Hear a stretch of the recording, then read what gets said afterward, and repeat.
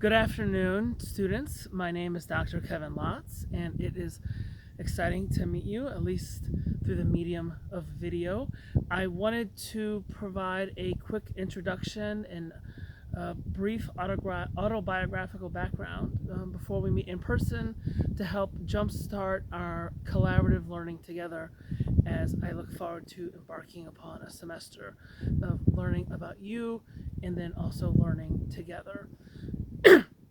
So, a bit of background and information about myself. I was born and raised in North St. Louis City, Ferguson, and then went to college in Missouri, grad school in St. Louis, and then New York, and lived in New York for 16 years. I moved to Cincinnati to take this position at NKU in the summer of 2019. So education wise, I have my BSW, MSW, and PhD degrees all in social work. I did my BSW at Missouri State University, my MSW at Washington University in St. Louis, and my PhD at NYU School of Social Work. Work and professional wise, I have worked in multiple different fields. Early on in my career, I've always worked full time.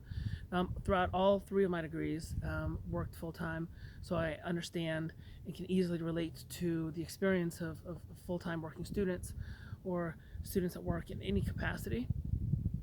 And I worked in the fields of developmental disabilities, homelessness, HIV, very early on while I was in college and grad school.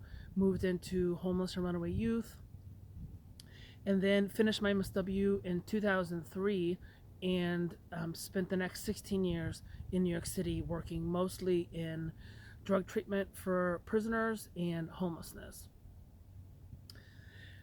For about 10 years in New York City, I helped manage two of the nation's largest drug and alcohol rehabs for prisoners with psych issues, both in Jamaica, Queens, in Harlem, and the South Bronx. These are three of the nation's largest low-income communities of color. And then also I created a homeless shelter on the Upper West Side of Manhattan in 2005 and spent 14 years serving as their founding executive director. And in that capacity, expanded the budget from about 18,000 to about $500,000 and oversaw all aspects of starting, creating, maintaining, and sustaining the organization throughout many evolutions and New York City's historic homelessness crisis. Overseeing the staff, creating the programming, hiring, firing, fundraising, lots and lots of fundraising, and grant writing, and networking with various people and funders and donors and board members. Thinking about social work education, it's particularly important to me that the learning process is collaborative and that it's also supportive and pragmatic, meaning it connects explicitly and clearly to what you'll be doing as a social worker, the challenges of being a social worker, some of the secrets and strategies of sustaining oneself in that process.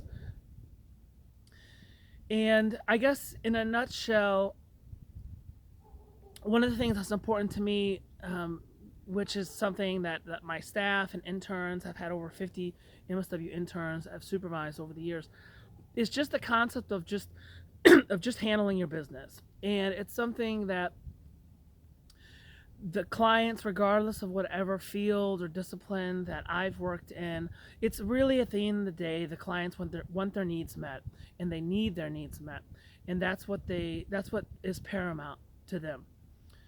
And that can only happen if the social worker handles their business in the form of doing documentation and notes and making appointments and being up to date with current treatment strategies and approaches. And I think a lot of that is very well connected to our experience and roles as learners and lifelong learners in social work and collaborators.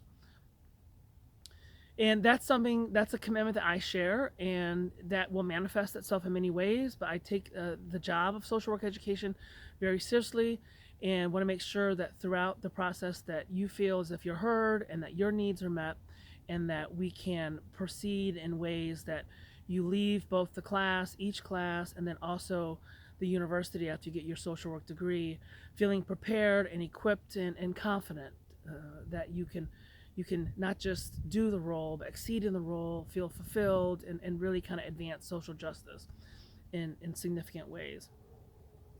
On a more personal level, I really enjoy NPR and public radio, podcasts, houseplants, coffee. I drink a lot of coffee. I'm actually going to drink a little bit of coffee right now. I drink coffee pretty much throughout all the class, as you will see. I also really enjoy spending time with close friends and family, um, scattered throughout the country, particularly on the coasts. And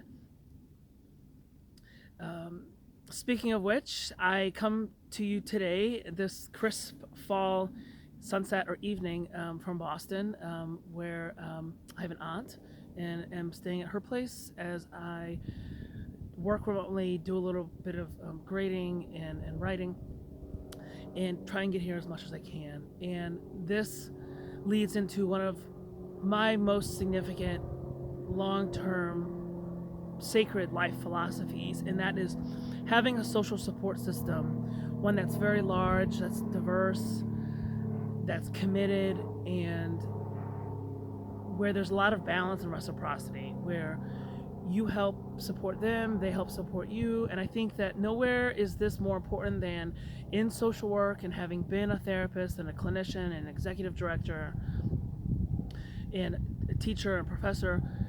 Throughout all the roles that I've had, one of the silver thread is the people that are in my life and the people that I meet along the way really transform everything. And I think that as social workers, we're particularly in a place of advantage in that we're constantly encountering people, and also in our families, among our kids, our children, our nieces, nephews, neighbors, um, fellow church, synagogue, mosque members.